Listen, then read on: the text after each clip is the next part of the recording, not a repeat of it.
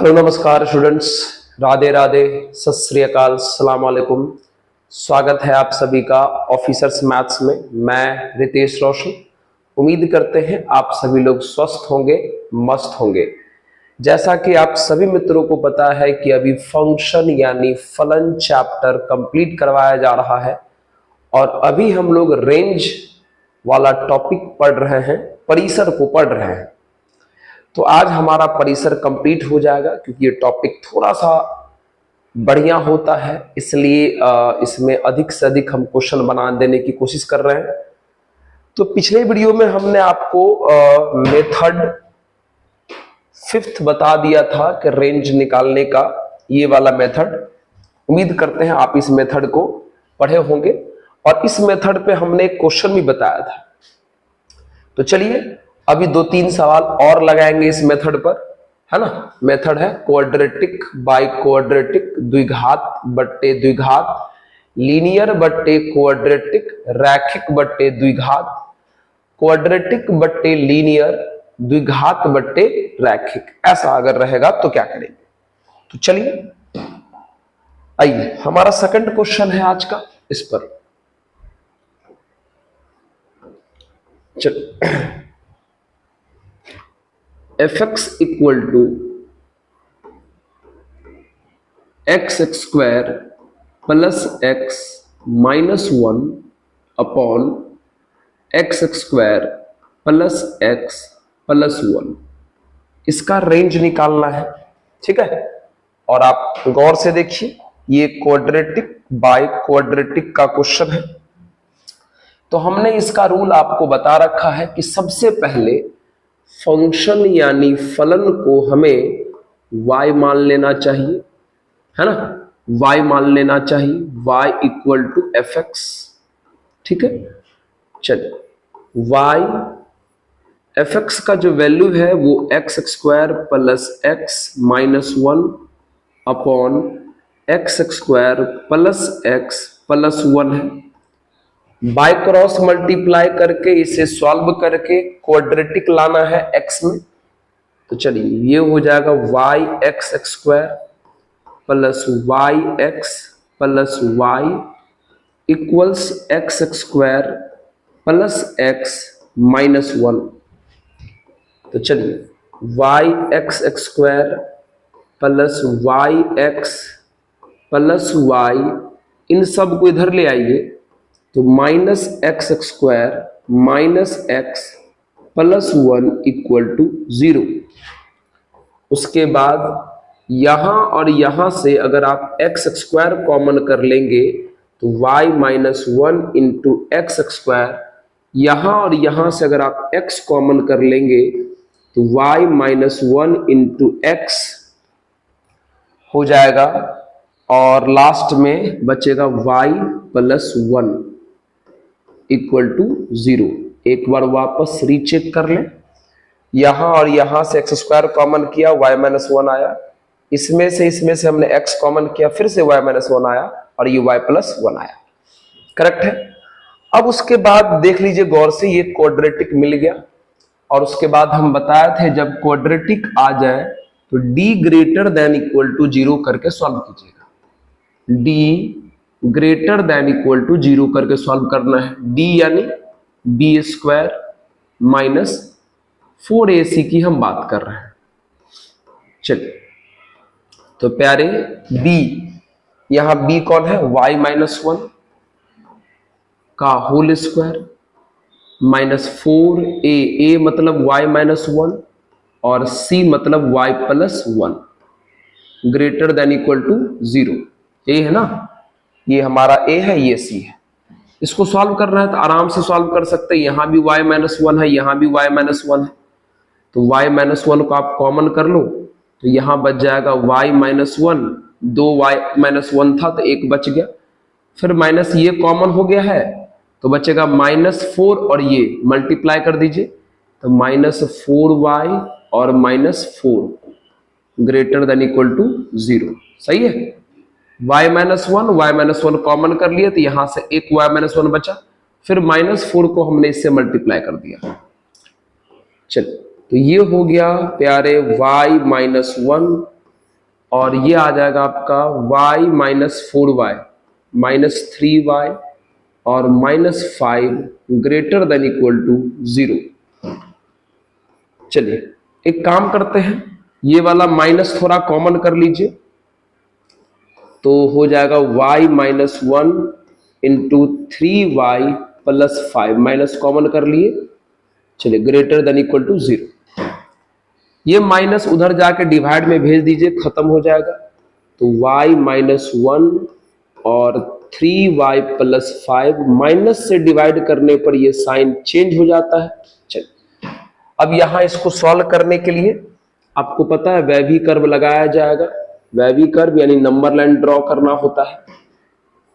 चलिए यहां से y का वैल्यू 1 मिलेगा, यहां से माइनस 5/3, तो माइनस 5/3 छोटा है और 1 बड़ा है।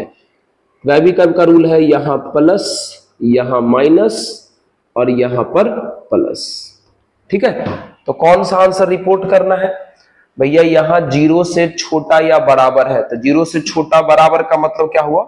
माइनस वाला पार्ट, माइनस वाला पार्ट। तो कौन है प्यारे? वही आपका रेंज होने वाला है। रेंज कौन हो जाएगा, है ना?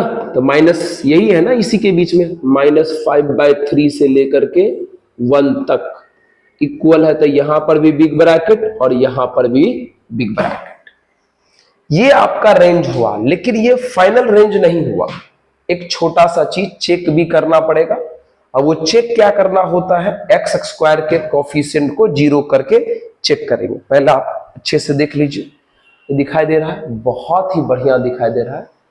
चलिए आइए, तो ये फाइनल रेंज हमारा होगा कि नहीं, उसके लिए चलिए हम लोग चेक करते हैं। चलिए चेक क्या करेंगे? चेक करेंगे put coefficient of x square equal to 0, यानी एक्स स्क्वायर का गुणांक बराबर 0। तो देखिए एक्स स्क्वायर का गुणांक क्या है हमारा? यही है, कितना है? y माइनस 1, 0 कीजिए।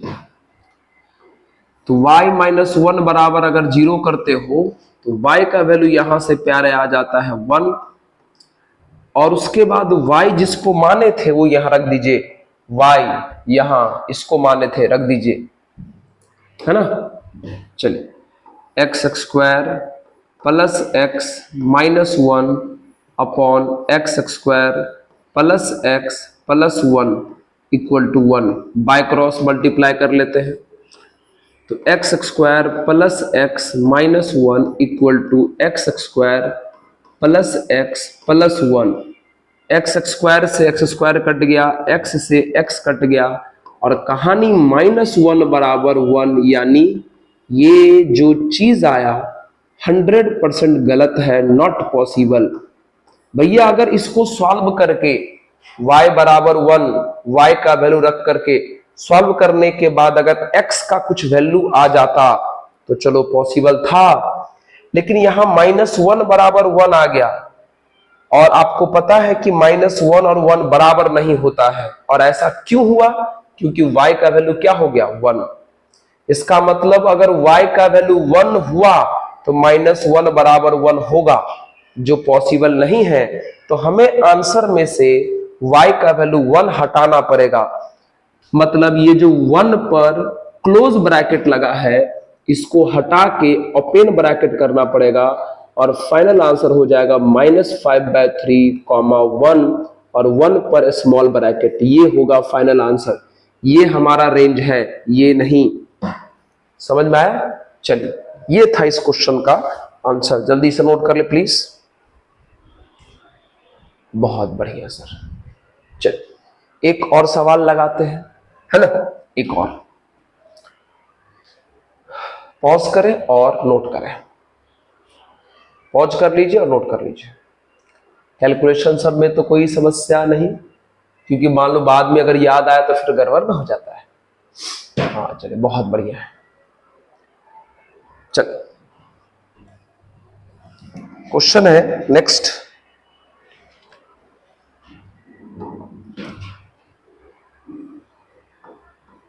जी x equals x square minus 3x plus 2 upon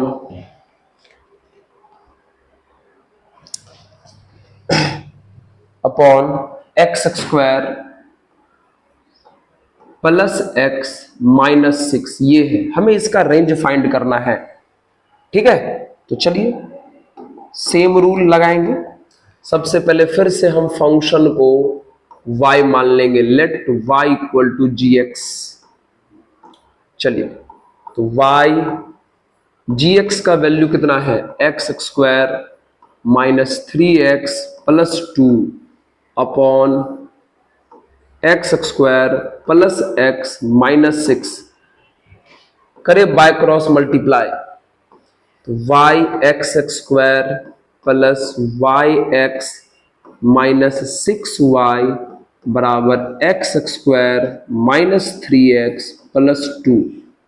सबको करें एक तरफ, y x square plus y x minus 6y plus में इधर आया माइनस में एक्स स्क्वायर, माइनस में इधर आया प्लस में 3x, प्लस में इधर आया तो माइनस में 2 इक्वल टू 0। चलिए यहां और यहां एक्स स्क्वायर है, कॉमन कर लोगे तो y माइनस 1 आएगा इंटू एक्स स्क्वायर। यहां और यहां x है, कॉमन कर लोगे तो y प्लस 3 आएगा और बचेगा माइनस 6y माइनस 2 इक्वल टू 0, ये बचा। अब गौर से देखिए, यह क्वाड्रेटिक आ गया x में। जैसे ही x में क्वाड्रेटिक आ जाए तो हमें d greater than equal to 0 करके सॉल्व कीजिए। d बोले तो b square minus 4ac greater than equal to 0। b का वैल्यू y प्लस 3 है, तो y प्लस 3 का whole square minus 4a y minus 1 है, और फिर c माइनस 6y माइनस 2 greater than equal to 0। Solve करना पड़ेगा। ये तो a प्लस बी का होल स्क्वायर है तो a स्क्वायर हो जाएगा, प्लस 9 हो जाएगा और प्लस 6y हो जाएगा। चलिए माइनस 4, इसे मल्टीप्लाई करिए, y से करेंगे तो ये हो जाएगा माइनस का 6y स्क्वायर माइनस का 2y प्लस 6y और फिर plus 2 greater than equal to 0। ठीक है, minus 6y square minus 2y plus का 6y प्लस का 2। चलिए y square plus 9 plus 6y minus 4 से करेंगे तो प्लस 24y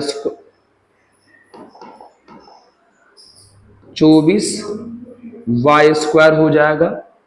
इसका इससे करेंगे तो प्लस 8y हो जाएगा, फिर इसका इससे करेंगे तो माइनस 24y हो जाएगा और ये minus 8 greater than equal to 0। देख लीजिए तो अच्छा, plus 24y square plus 8 minus 24 और माइनस 8। चलिए y स्क्वायर और 24y स्क्वायर 25y स्क्वायर हो गया। उसके बाद देख लीजिए 6y और 8y 14y और माइनस 24 मतलब माइनस 10y। 9 में से 8 गया, प्लस 1 बराबर 0, ग्रेटर देन इक्वल टू 0 है ना।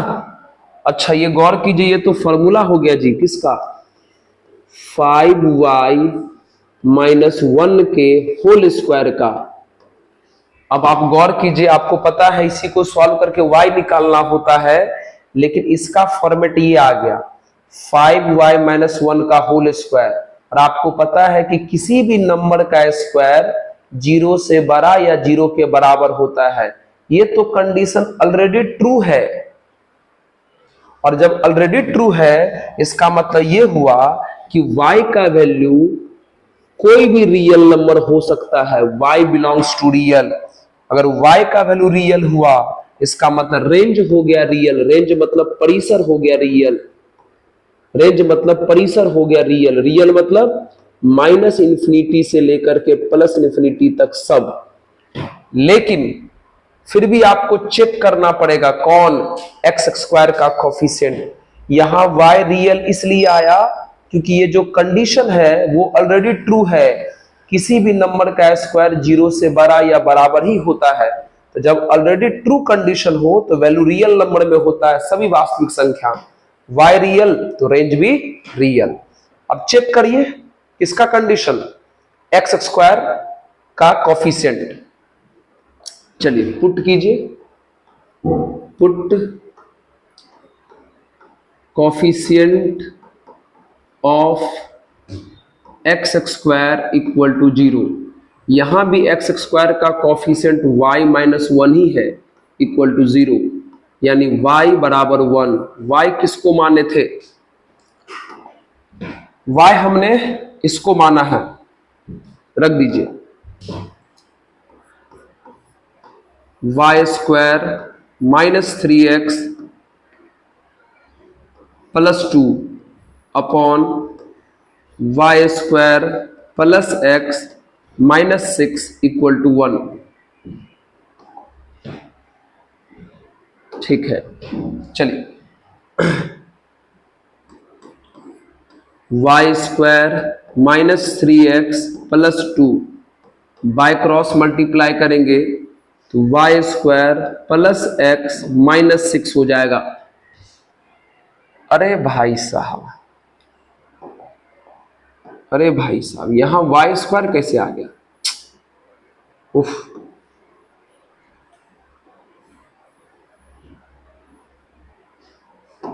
अरे एक्स स्क्वायर ना है भाई,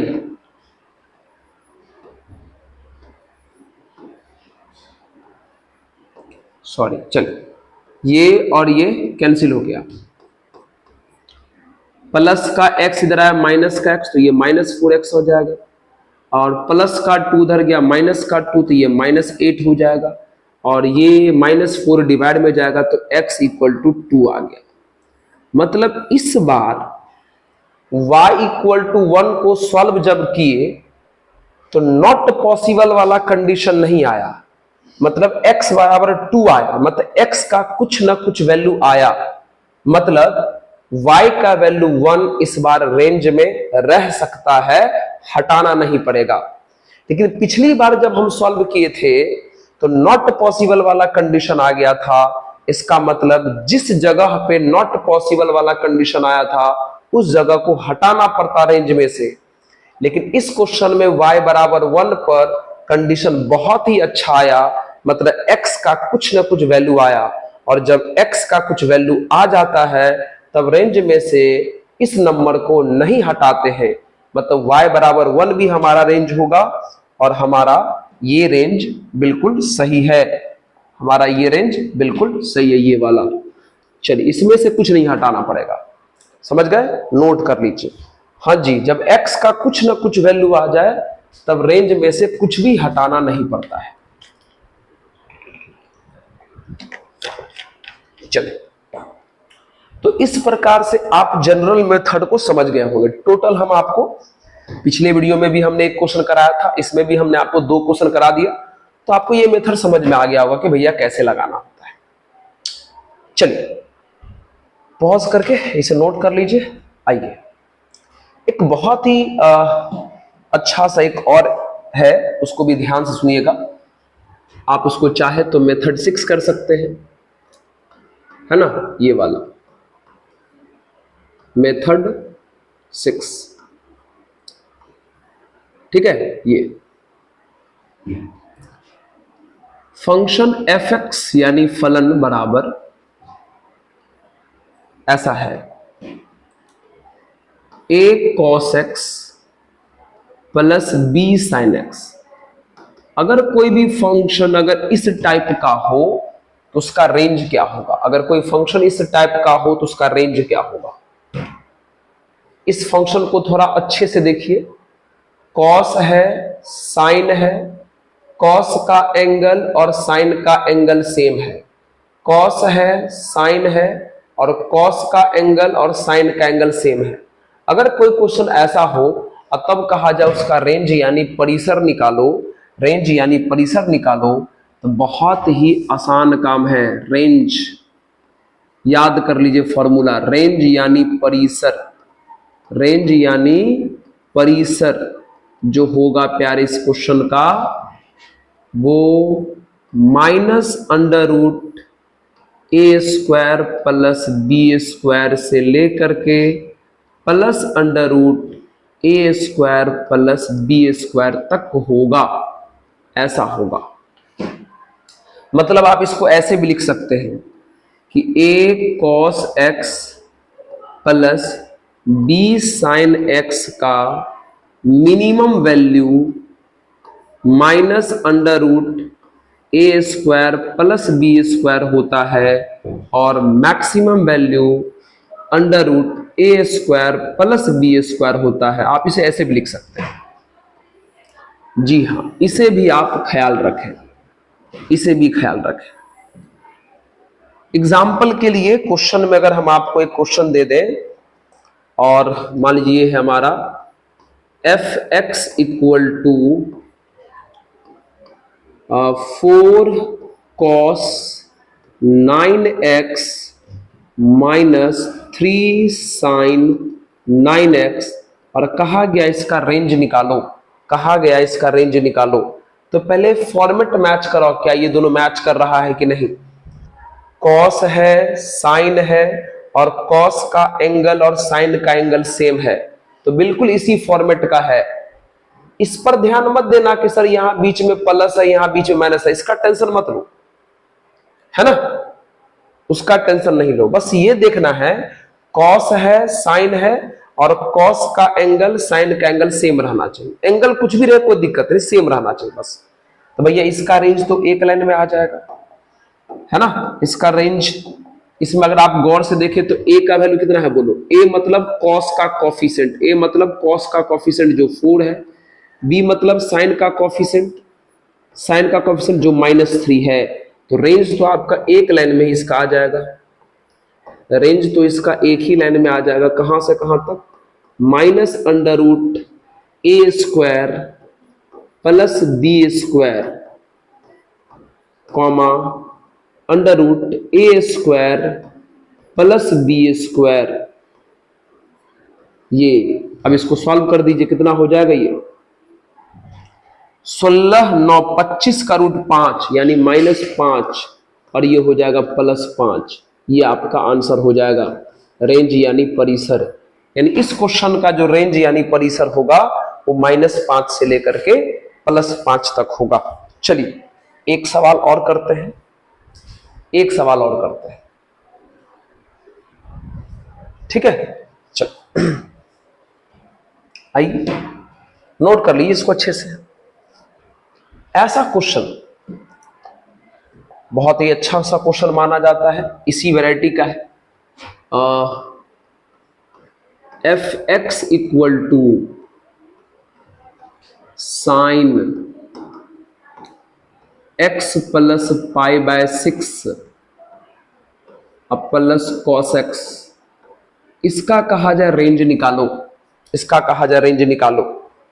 अब यहां साइन के साथ कॉस है, लेकिन दिक्कत यह है कि साइन का और कॉस का एंगल सेम नहीं है, तो जो अभी फॉर्मूला बताए थे रेंज निकालने का ये वाला नहीं लगा सकते।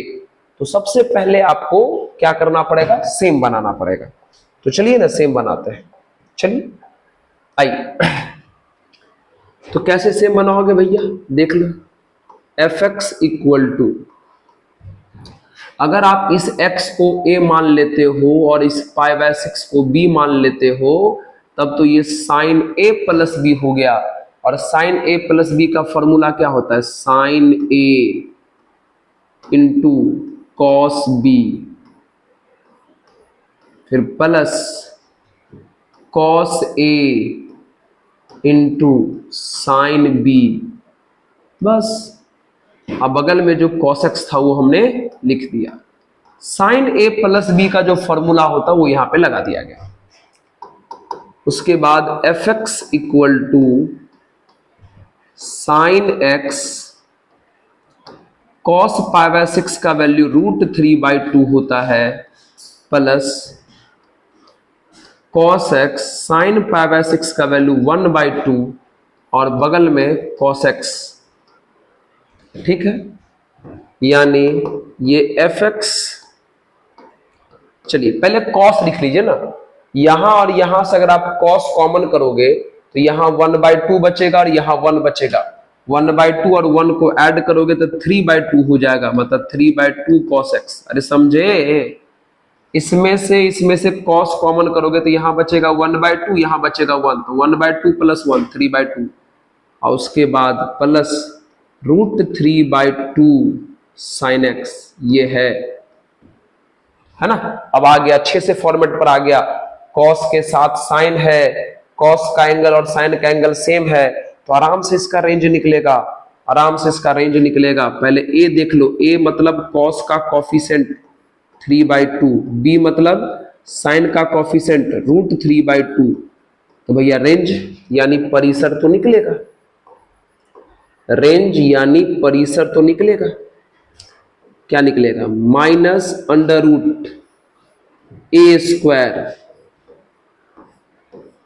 Plus b² comma √a² plus b², ये होगा।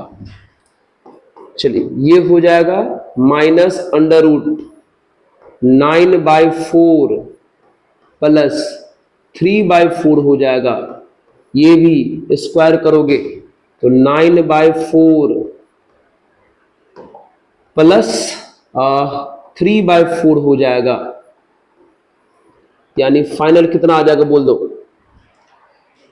तो 9 3 12/4, तो 4 3 12 यानी -√3 और ये आ जाएगा +√3। तो -√3 से लेकर के +√3 इस क्वेश्चन का रेंज आया, परिसर आया। ठीक है, 9/4 3/4, बहुत बढ़िया। चलिए आपने इस पे भी एक बढ़िया सवाल देख लिया, इस पर भी आपने एक बढ़िया सवाल देख लिया। अच्छा ये सर थोड़ा सा ऐसे हो जाता तो अच्छा रहता। हाँ सर, ठीक है, चल आई हो गया, नोट कर ले इसको अच्छे से। चल एक क्वेश्चन और हम करा देते हैं, है ना, हमारे दिमाग में क्वेश्चन आ रहा है, हम चाहते हैं कि आप कंफ्यूज ना हो। ठीक है, बहुत ही अच्छे से सीख ले, बस क्या दिक्कत है। 12 cos x plus 5 sin x और प्लस 10, ऐसा क्वेश्चन आ जाएगा तो क्या करेगा? फिर से सर यहां cos और साइन का फॉर्मेट है, दोनों का एंगल सेम है तो रेंज निकलेगा, लेकिन इस बार 10 एक्स्ट्रा है तो कोई दिक्कत नहीं। आप पहले क्या करो, इतना दूर पर काम करो, पहले आप इतना दूर पर काम करो, पहले इतना दूर पर काम करो, है ना। चलिए अगर इतना दूर पर काम करोगे तो क्या होगा, 10 पर बाद में सोचेंगे। तो भैया a का जो वैल्यू है यहां पर 12 है और b का जो वैल्यू है यहां पर 5 है, यानी जो आप रेंज लिखते हो वो तो अभी फाइनल रेंज नहीं होगा, उसके लिए आप निकाल लो, पहले निकाल लो। इसका वैल्यू क्या होगा, डायरेक्टली दो यहां पे 12 cos x plus 5 sin x का जो आप वैल्यू लिखते हो वो मिनिमम वैल्यू होता है -√a² प्लस b² और मैक्सिमम क्या होता है √a² प्लस b²। लिख तो सकते ही ऐसे सर? हाँ सर बिल्कुल लिख सकते हैं। चलिए ये कितना हो जाएगा, अगर आप इसको सॉल्व कर देते हैं तो ये हो जाएगा कितना, -144 अब प्लस 25 हो जाएगा, ये हो जाएगा 12 cos x plus 5 sin x, और ठीक ये भी उतना ही हो जाएगा 144 प्लस 25, तो ये है 169 जिसका रूट 13 होता है, तो ये -13 less than equal 12 cos x plus 5 sin x, और ये हो जाएगा प्लस 13। हो गया, इतना दूर का वैल्यू मिल गया। अब उसके साथ 10 ऐड है, तो आप भी सब में क्या करो 10 ऐड कर दो, तो 10 अगर जोड़ दोगे तो ये हो जाएगा -3 12 cos x plus 5 sin x plus 10, इसमें अगर 10 जोड़ोगे तो हो जाएगा 23। बस अब तो कुछ नहीं लाना है, यानी -3, यहां पर जितना भी कुछ था सब आ गया, यानी ये पूरा का पूरा fx के बराबर हो गया, लेस देन इक्वल 23। समझ में आया? इसमें भी हमने 10 ऐड कर दिया, इसमें भी हमने 10 ऐड कर दिया, तो हमारा जो फाइनल रेंज है जिसे परिसर कहते हैं, रेंज यानी परिसर, कहां से कहां तक आ गया, -3 से लेकर के 23 तक आ गया। ये आंसर समझे? तो इस प्रकार का सवाल भी अगर कहीं आपको दिखेगा तो आप फंसिएगा नहीं, वो भी हमने आपको बता दिया। क्लियर है? चलिए, तो लगभग हमारा रेंज की कहानी एकदम समाप्त हो गया। A to Z छोटा छोटा फंक्शन से लेकर के बड़े बड़े फॉर्मेट का हमने सब रेंज आपको बता दिया। बस मित्र काम है आपका रूल ध्यान रखना और इसका अप्लाई कर लेना जो क्वेश्चन आएगा उसके अंदर। ओके, चलिए, तो अब हम शुरू करने जा रहे हैं आज टाइप्स ऑफ फंक्शन। क्या शुरू करने जा रहे हैं? Types of function. तो चलिए हेडिंग में लगाते हैं टाइप्स ऑफ फंक्शन की बात करें। ठीक है, टाइप्स ऑफ फंक्शन।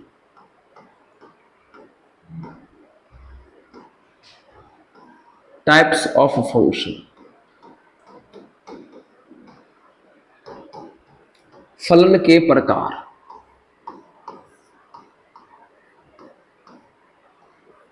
फलन के प्रकार, कहीं कहीं पर इसको मैपिंग ऑफ फंक्शन भी लिखा हुआ रहता है, मैपिंग ऑफ फंक्शन भी लिखा रहता है, बात बराबर है। टाइप्स ऑफ फंक्शन, यहां पर एक छोटी सी चीज आपको ध्यान देना चाहिए। आपको पता है कि अगर इस प्रकार से लिखा रहे तो इसका क्या मतलब होता है? इसका मतलब हुआ कि function f from a to b, function f from a to b, ये जो a है आप जानते हो इसको डोमेन कहते हैं, पूरा पढ़े हैं इसके बारे में। ये जो b है ये कोडोमेन है, कोडोमेन। इसके बारे में नहीं पढ़े, थोड़ा बताते हैं। डोमेन को हिंदी में प्रांत कहते हैं और इसको हिंदी में सह प्रांत कहते हैं। ठीक है, एक बात अच्छे से सुनिएगा प्लीज।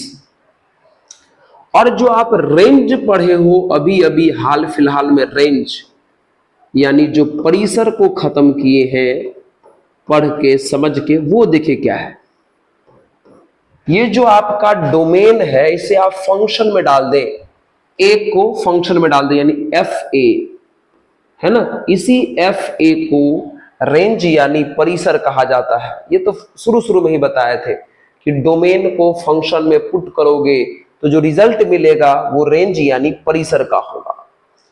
भैया बात करते हैं हम लोग डोमेन की, क्वेश्चन कोडोमेन की, डोमेन नहीं कोडोमेन की यानी सह प्रांत की। क्वेश्चन में ना कोडोमेन दिया रहता है, कोडोमेन हमको फाइंड नहीं करना पड़ता है, हमेशा कोडोमेन का वैल्यू दिया रहेगा। सवाल यह है कि कोडोमेन है क्या एक्चुअल। आप ऐसे समझो ना कि कोडोमेन जो है वो रेंज का कुल है, पूरा खानदान है, पूरा परिवार है। कोडोमेन जो है, कोडोमेन भाई साहब जो है वो रेंज का खानदान है। मतलब ये जो रेंज भाई साहब हैं जिसको आप परिसर बोलते हैं, ये जो रेंज भाई साहब है जिसे आप परिसर बोलते हैं, वो जो रेंज भाई साहब है वो सबसेट होता है, उपसमुच होता है कोडोमेन का, कोडोमेन का, है ना। रेंज यानी रेंज जो है कोडोमेन का सबसेट होता है, उपसमुच होता है। मतलब रेंज कोडोमेन के बराबर भी हो सकता है, रेंज कोडोमेन से छोटा हो सकता है, रेंज कभी भी कोडोमेन से ज्यादा नहीं हो सकता। मतलब ये जो रेंज अभी तक आप पढ़ रहे थे ना, वो कोडोमेन का ही खून होता है, समझ गए। मतलब कोडोमेन का ही पार्ट होता है रेंज, कोडोमेन का ही पार्ट होता है रेंज। कोडोमेन का जैसा मुंह कान रहता है ना, रेंज का भी मुंह कान वैसा ही आता है। इसलिए रेंज को सबसेट यानी उपसमुच कहा गया है कोडोमेन का। समझे क्या होता है कोडोमेन? कोडोमेन रेंज के जैसा होता है, कोडोमेन रेंज से बड़ा हो सकता है, कोडोमेन रेंज के बराबर हो सकता है, लेकिन कभी भी कोडोमेन रेंज से कम नहीं हो सकता। Range is the subset of codomain. परिसर जो है वो सह प्रांत का उपसमुच होता है। समझ गए क्या होता है आपका रेंज? क्लियर है सर? आइए तो अब हम लोग बात करते हैं टाइप्स ऑफ फंक्शन यानी फलन के प्रकार। तो सबसे पहला जो प्रकार है वो क्या है देखते हैं। हटा दे क्या इसको, नोट कर ले अच्छे से। हाँ जी, ये सब जानकारी बड़ा इंटरेस्टिंग है, याद रखिए। चलिए, पहला फंक्शन है जिसका नाम है ऑनटू फंक्शन। ऑनटू फंक्शन, ठीक है, जिसे इंग्लिश में एक और नाम है सरजेक्टिव। सरजेक्टिव फंक्शन,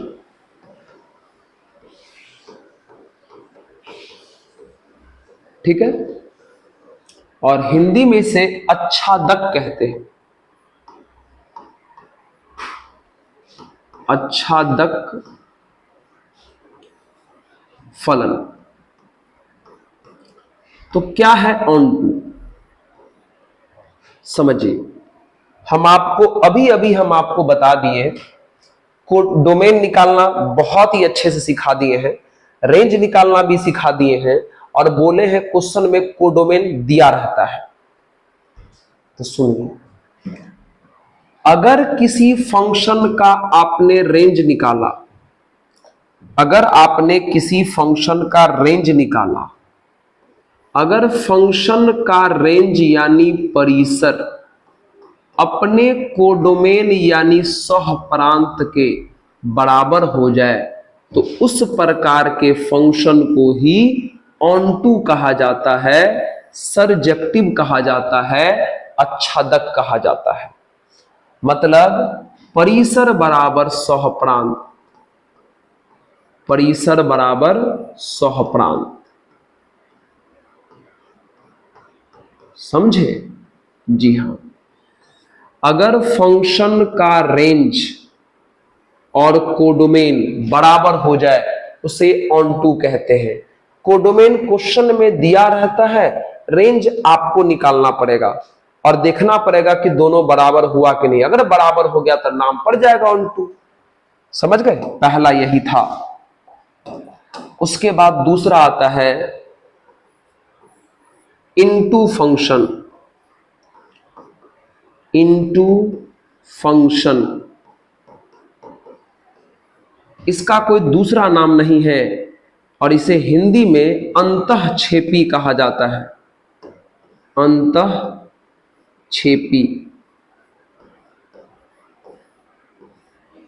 फलन।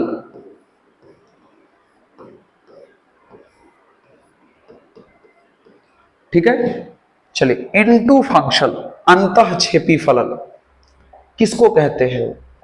आपने फंक्शन का मान लो रेंज निकाला, फंक्शन का रेंज और कोडोमेन अगर बराबर नहीं हुआ, फंक्शन का रेंज और कोडोमेन बराबर नहीं हुआ, तो उस तरह के फंक्शन को इनटू फंक्शन कहा जाता है। अगर फंक्शन का परिसर और सहप्रांत बराबर नहीं हुआ, तो उस प्रकार के फलन को अंतःक्षेपी कहा जाता है। समझ में आया? अगर रेंज और कोडोमेन बराबर नहीं हो तो उसे इनटू फंक्शन कहते हैं, बराबर हो तो उसे ऑन टू कहते हैं। ठीक है, नोट कर लीजिए अच्छे से। पहले आइए उसके बाद बात करते तीसरा।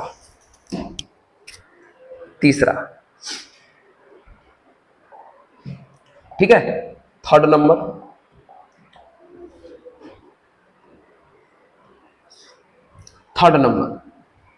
One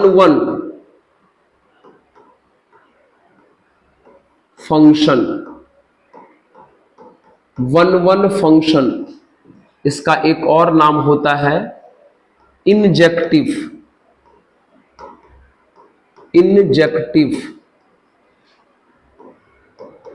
function. हिंदी में इसे एकैक फलन कहते हैं। एकैक फलन। अब क्या होता है वन फंक्शन? आइए इसका हम डेफिनेशन लिख देते हैं। ठीक है, if function gives different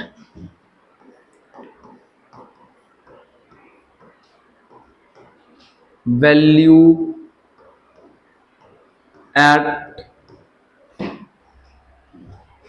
different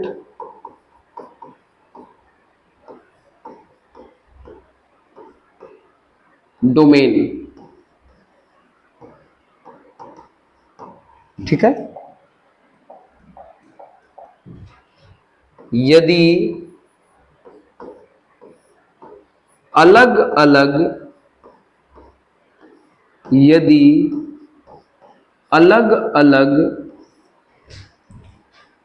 प्रांत पर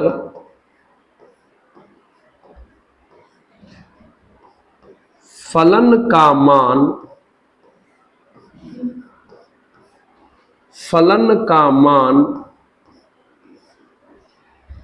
अलग अलग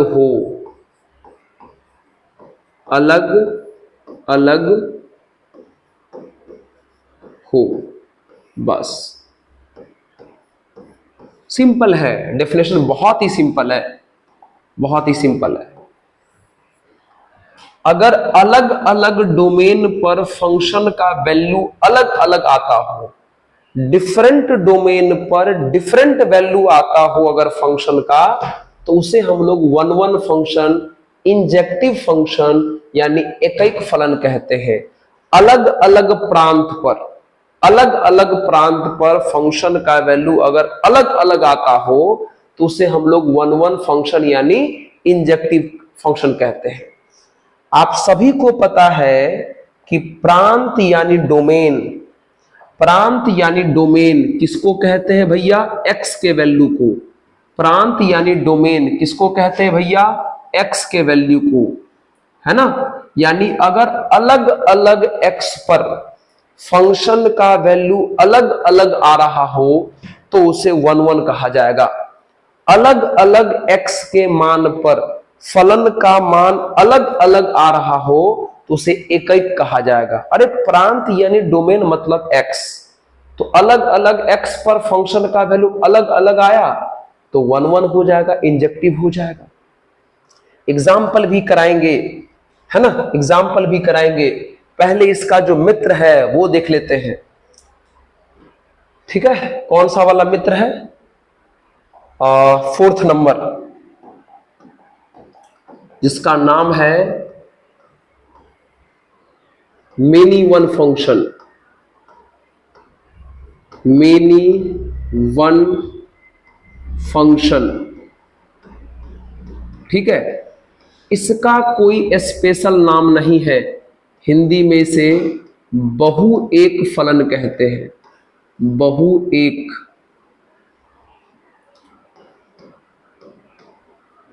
फलन। ठीक 1 1 का ये उल्टा है, देख लीजिए। if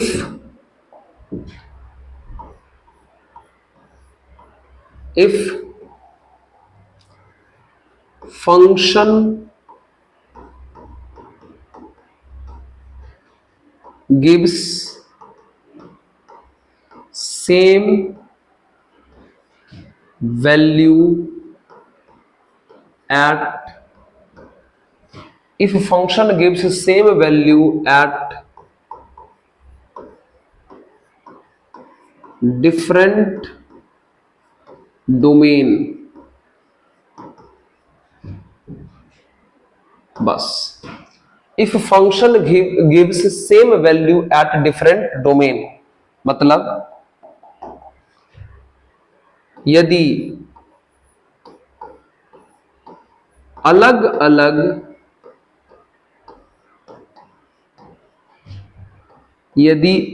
अलग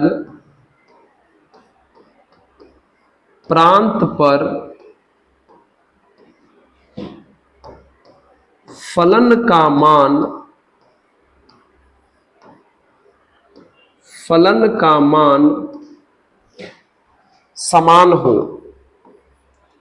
समान हो, बस। मतलब डोमेन अलग अलग है लेकिन वैल्यू सेम आ रहा है, प्रांत अलग अलग है लेकिन मान सेम आ रहा है, तो उस प्रकार के फलन को ही मेनी वन फंक्शन यानी बहु एक फलन कहते हैं। मतलब अलग अलग x पर अगर फलन का मान सेम आ जाए, अलग अलग x पर फंक्शन का वैल्यू सेम आ जाए, उसे मेनी वन कहते हैं, बहु एक कहते हैं। इसका ठीक उल्टा है, इसमें x अलग अलग रखने से वैल्यू भी अलग अलग आ रहा था, लेकिन इसमें x अलग अलग रखने से वैल्यू सेम आता है, इसलिए इसे हम मेनी वन यानी बहु एक फलन कहते हैं। मेनी वन यानी बहु एक फलन कहते हैं। समझ में आया क्या? एक और है, उसके बारे में भी जान लीजिए, फिर एग्जाम्पल कराएंगे, है ना। चलिए, तो टाइप्स ऑफ फंक्शन एक जगह हो जाएगा काम। इसका नाम है 1 1 on 2, 1 1 on 2, जिसका दूसरा नाम है बाइजेक्टिव।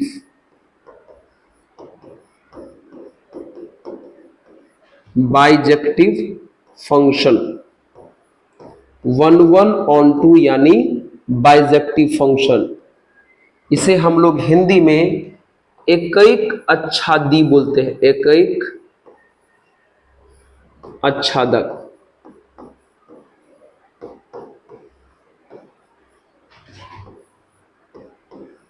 और नाम से ही क्लियर है कि ऐसा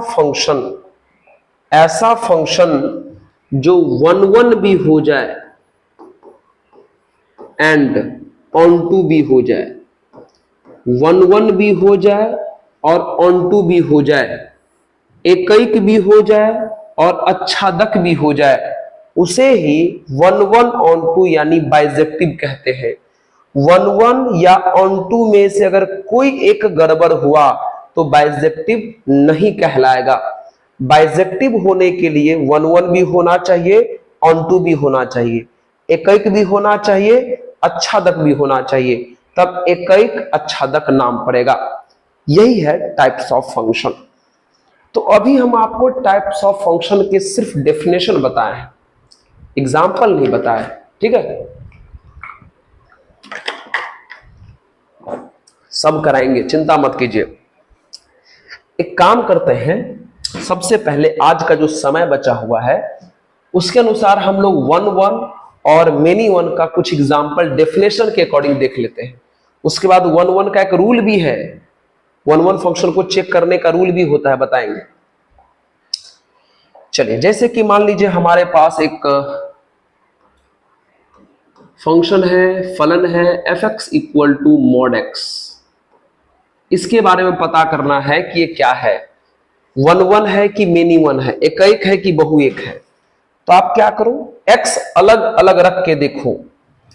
मान लो किसी ने इसमें x के जगह पे 4 रख दिया, किसी ने इसमें x के जगह पे -4 रख दिया, किसी ने इसमें x के जगह पे 3 रख दिया, किसी ने इसमें x के जगह पे 5 रख दिया, किसी ने इसमें x के जगह पे -3 रख दिया। बताओ क्या होगा। अगर 4 रखा तो f4 बराबर mod 4, अब mod 4 का वैल्यू 4 हो जाएगा। -4 रखा तो f-4 बराबर mod -4 बराबर 4 हो जाएगा। 3 रखा तो f3 बराबर mod 3 बराबर 3 हो जाएगा। 5 रखा तो f5 बराबर mod 5 यानी 5 हो जाएगा। -3 रखा तो f-3 बराबर mod -3 बराबर 3 हो जाएगा। ध्यान रहे, आपने x का कितना वैल्यू रखा और कितना जगह अलग अलग आया उससे कोई मतलब नहीं है। लेकिन अगर मान लो आपने x का 2 ही वैल्यू रखा और इन दोनों वैल्यू पर सेम आ गया तो वो वन वन नहीं मेनी वन हो जाएगा, वो एक एक नहीं बहु एक हो जाएगा। तो कितना जगह पे अलग अलग आया इस बात का कोई मतलब नहीं है। अगर 2 जगह पे भी अगर सेम हो गया ना तो फंक्शन मेनी वन हो जाएगा, वन वन नहीं होगा। यहां देख लो, 4 पर फंक्शन का वैल्यू और -4 पर फंक्शन का वैल्यू सेम है, x अलग अलग है लेकिन फंक्शन का वैल्यू सेम है, तो भैया ये होगा मेनी वन, ये होगा मेनी वन यानी बहुएक, ये होगा मेनी वन यानी बहुएक, मेनी वन यानी बहुएक। समझ में आया क्या? क्लियर है? चलिए एक और एग्जांपल, कितना जगह पे अलग अलग आया इससे कोई मतलब नहीं है, अगर 2 जगह पे भी सेम आ गया तो हो गया। चलिए अगला देख लीजिए, अगर हम इसकी बात करते हैं f(x) इक्वल टू 4x + 3, ठीक है। चलिए मान लो आपने इसमें x के जगह पे 0 रखा, मान लो आपने इसमें x के जगह पे 2 रखा, मान लो आपने इसमें x के जगह पे 1/4 रखा, मान लो आपने इसमें x के जगह पे -1/4 रखा, मान लो आपने इसमें x के जगह पे -2 रखा, क्या होगा बताओ। चलिए अगर इसमें 0 रखेंगे तो ये f0 बराबर 4 × 0 + 3 यानी 3 आ जाएगा। अगर आपने इसमें 2 रखा तो f2 बराबर 4 × 2 + 3 11 हो जाएगा। अगर आपने 1/4 रखा तो f1/4 बराबर 4 × 1/4 + 3, 4 से 4 कट जाएगा, 4 आ जाएगा। अगर आपने -4 रखा तो f(-1/4) बराबर 4, इसमें रख रहे हैं x के जगह पे -1/4 + 3, ये से ये कट जाएगा, -2 आ जाएगा। और अगर आपने -2 रखा तो f-2 बराबर 4(-2 + 3 यानी -8 + 3 -5 आया। आप देख लीजिए, कुछ भी कोशिश कर लीजिए, इस फंक्शन में आप x का वैल्यू अलग अलग रखोगे तो फंक्शन का वैल्यू भी अलग अलग आएगा, कभी सेम नहीं आएगा। जो मन है रख के देख लो, ये फंक्शन कभी भी सेम वैल्यू नहीं देगा अलग अलग x पर। कुछ भी कर लो आप, इसका मतलब ये हुआ कि सर ये फंक्शन वन वन है, ये फंक्शन 1 1 है यानी एक है। कुछ भी करके देख लो, कभी भी सेम वैल्यू नहीं देगा, ये एक है। समझ में आया? तो जो डेफिनेशन था हमने उसके अकॉर्डिंग आपको 2 एग्जाम्पल दे दिया। एक दे दिया मेनी वन का, एक दे दिया वन वन का। तो क्लियर हो गया होगा भैया किसको कहते हैं मेनी वन, किसको कहते हैं वन वन, किसको कहते हैं ऑन टू, किसको कहते हैं इन टू, किसको कहते हैं वन वन ऑन टू। ठीक है, तो अभी जो हम आपको one one types of function का सिर्फ टाइप बता दिए हैं, एग्जाम्पल नहीं कराए, क्वेश्चन नहीं कराए। अब उस पर क्वेश्चन कराएंगे, और क्वेश्चन कराने से पहले हम आपको बताएंगे वन वन फंक्शन को चेक करने का एक दो और तरीका होता है, उस तरीका के बारे में समझा देंगे, फिर हम इस पर लगातार क्वेश्चन करेंगे। ये जो चैप्टर है फंक्शन थोड़ा लंबा है, बहुत कुछ पढ़ना पड़ता है इसके अंदर, बहुत कुछ, तो थोड़ा चलेगा। और सबसे बड़ी बात है ये 11th में भी है 12th में भी है, तो टॉपिक दोनों कवर करेंगे ना, इसलिए। और ये 12th चल रहा है अभी, आपको पता ही होगा टाइप्स ऑफ फंक्शन 12th के अंदर है।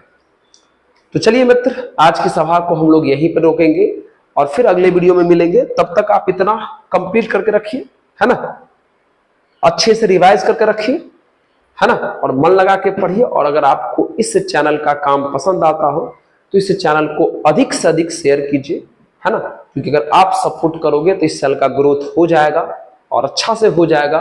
बगैर आपके सपोर्ट के कुछ नहीं होगा, और आपको सपोर्ट करना भी चाहिए क्योंकि अच्छा लग भी रहा होगा आपको। चलिए, पढ़ते रहिए, मुस्कुराते रहिए और देखते रहिए ऑफिसर्स मैथ्स। धन्यवाद।